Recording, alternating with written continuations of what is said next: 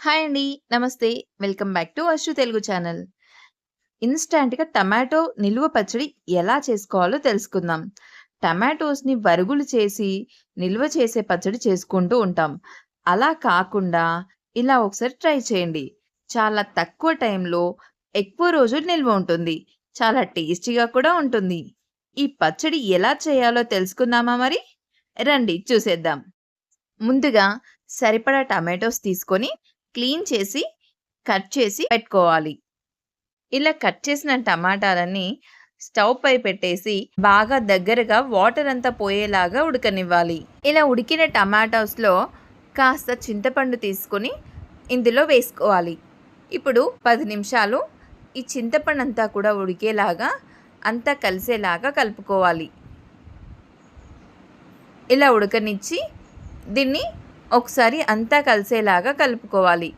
మధ్య మధ్యలో కలుపుతూ ఉండాలి. లేదంటే టమాటో అంతా అడుగంటే ఛాన్సెస్ ఉన్నాయి.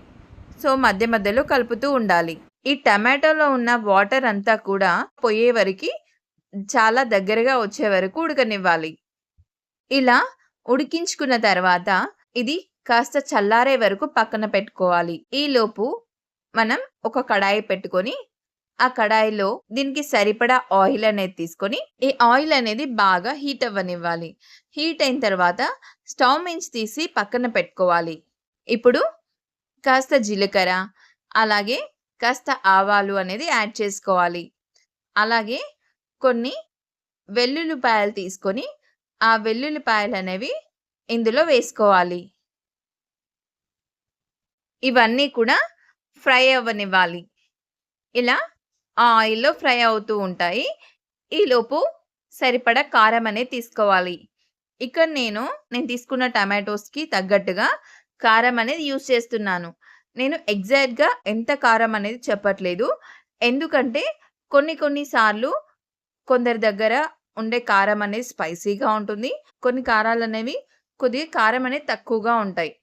కొందరు కారంలో ఉప్పు కలిపేసి పెట్టుకుంటారు.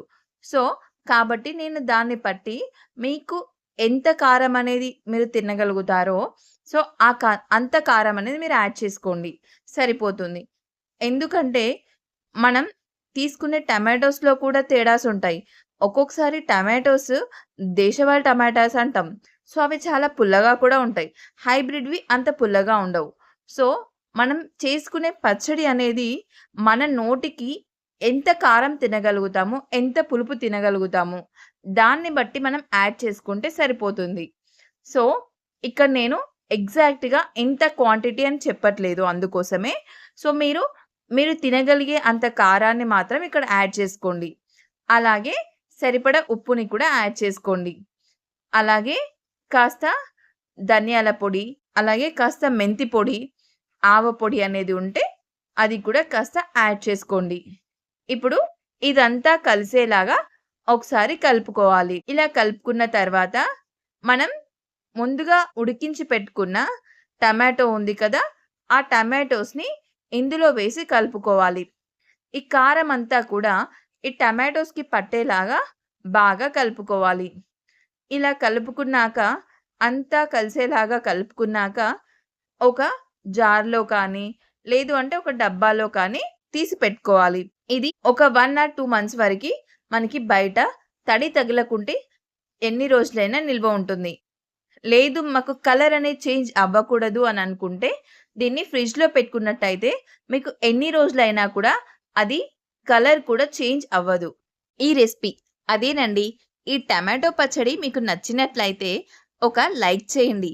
మరిన్ని వీడియోస్ కోసం సబ్స్క్రైబ్ చేయండి.